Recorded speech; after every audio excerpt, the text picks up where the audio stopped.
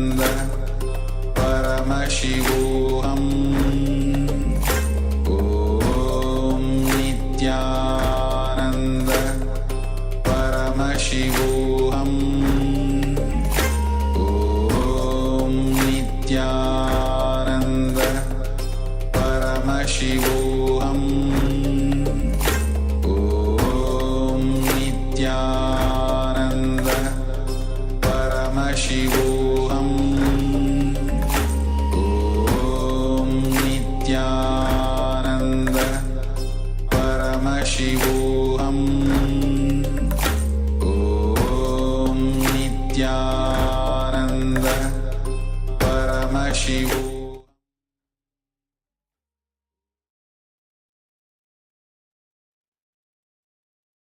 Yes. So I hope all the participants have written down the first step of the exercises, and we have found out what are the thought currents which we know that which will create some issues, and we know that will not allow us to lead us either in the fulfillment of wealth, fulfillment of health, or even enlightenment directly. So now let's move on to the next step. As Swamiji very beautifully tells, the repairing of thought current is not going to help. Only if you replace it, it's going to help. When you have a problem, do not suspect just your actions, but suspect the very you. When you suspect the very you, because the change, transformation, the reinvention yourself, you will have a karmic breakthrough from all your karmic pattern. All this is easy and double in simple decision of suspecting your very thought current. So here again, let's all look at when we do something wrong, when we know that we are actually going on a wrong track, or when we are powerless. Are we suspecting the powerlessness, or are we actually questioning that action, or are we actually going inside more deeper and how Swamiji is saying, suspect the very you, your inner image? Are we doing that? Which are we doing? Look at and see, what are we actually suspecting? Is it that we are suspecting the actions, the thought, your whatever you're doing, or are we suspecting you? And are we just wanted to be in that very cozy zone? So let's do that for the next few minutes, next exercise, before we move on to the next step. Please start writing everything down honestly, in detail.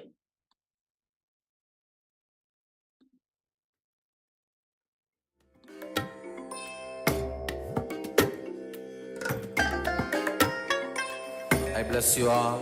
Let you all open all your three eyes and manifest the powers of Mahasadashiva. Om Nityananda Paramashivoham Om Nityananda Paramashivoham Om Nityananda Paramashivoham Om Nityananda Paramashivoham Om Nityananda Paramashivoham Om Nityananda Paramashivoham Om Nityananda Paramashivoham Om Nityananda Paramashivoham